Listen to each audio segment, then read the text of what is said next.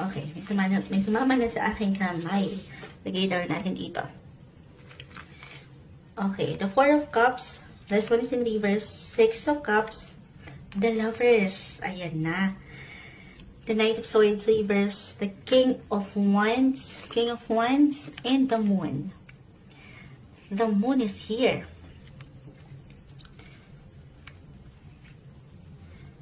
Bago natin puntahan yung usaping pag-ibig, dito pa rin tayo.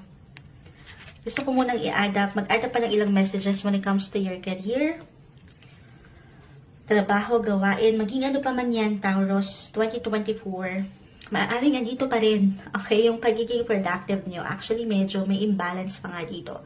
Na hindi maiiwasan yung balance, yan talaga yung mahirap i-maintain dahil hindi naman tayo perfect. Minsan, umaangat yung mga imbalances sa ating life